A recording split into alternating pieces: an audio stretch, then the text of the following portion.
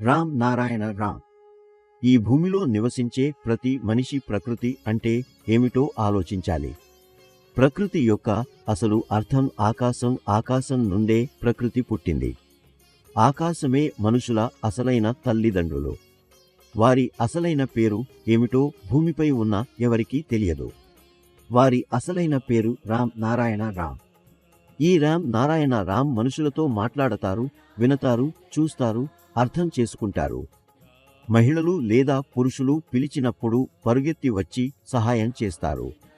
నేను రామ్ నారాయణ రామ్ అనే నామస్మరణ చేసినప్పుడు ఆయన నాతో మాట్లాడతారు, ఎందుకంటే ఆయన నా లోపల ఉన్న వివేకంగా ఉన్నారు. అయితే ప్రజలు ఆయన్ని అసలు పిలవరు. అందరూ అల్లాహ్ లేదా భగవాన్ అనే పేర్లతో మాత్రమే పిలుస్తారు. హిందువులకు తమ అసలు భగవంతుడి పేరు తెలియదు. మీరు వారిని మీ అసలు భగవంతుడు ఎవరు అని అడిగితే వారు భగవంతుడు అని మాత్రమే సమాధానం చెప్తారు. కానీ మీరు ఆ భగవంతుడు ఎవరు అని అడిగితే వారు దానికి సమాధానం చెప్పలేరు. నా లోపల వివేకం మేల్కొంది, అందువల్ల నాకు అన్నీ తెలుసు. ఎవరైనా జ్ఞానం కలిగి ఉంటే వారు మూర్ఖులుగా ఎలా మిగిలిపోతారు? ఇప్పుడు సమయం వచ్చింది. భూమిపై 800 కోట్ల మంది మారాలి. అమెరికా, రష్యా, చైనా అందరూ మారాలి. భారతదేశం మారింది, ఎందుకంటే అక్కడ కాంగ్రెస్ ప్రభుత్వం లేదు. ప్రతి వ్యక్తికి వివేకం ఉంది, అందరూ ఆలోచించాలి.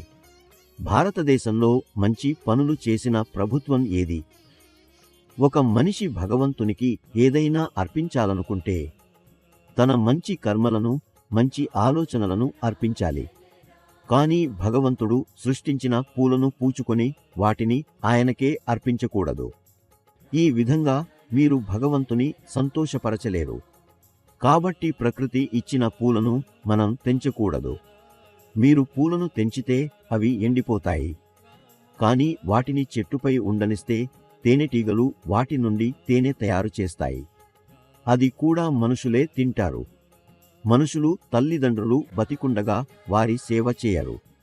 కానీ వారి మరణానంతరం మాత్రమే సందనపు దండాలతో నివాళులర్పిస్తారు. కృత్రిమంగా తయారు చేసిన వస్తువుల వెనక పరిగెత్తకుండా తమ తల్లిదండ్రుల సంరక్షణ తీసుకోవాలి. మనలను జన్మనిచ్చిన తల్లిదండ్రులను మొదట గౌరవించాలి. ఆకాశం నుండే మనకు తల్లిదండ్రులు దొరికారు. తల్లిదండ్రులే అసలు భగవంతులు. మీరు వారిని గౌరవించకపోతే మీరు ఎవరినీ గౌరవించలేరు. మత గ్రంథాలు సమాజానికి మంచి బోధించేందుకు రాశారు. ఖురాన్లో జిహాద్ అంటే చెడు బుద్ధులు, చెడు కోరికలను వదిలిపెట్టడం అని ఉంది. కాబట్టి మీరు ఈ భూమిలో జన్మించి ఉంటే రామ్ నారాయణ రామ్ అనే నామస్మరణ చేయండి. మీ లోపల నిద్రిస్తున్న వివేకాన్ని మేలుకొల్పండి. మంచి కర్మలు చేయండి. ప్రకృతి లోపల వికసించే పూలను తెంచకండి. ప్రకృతిని కాపాడండి, ఎందుకంటే మనకు కావాల్సినవన్నీ ప్రకృతి నుండే లభిస్తాయి.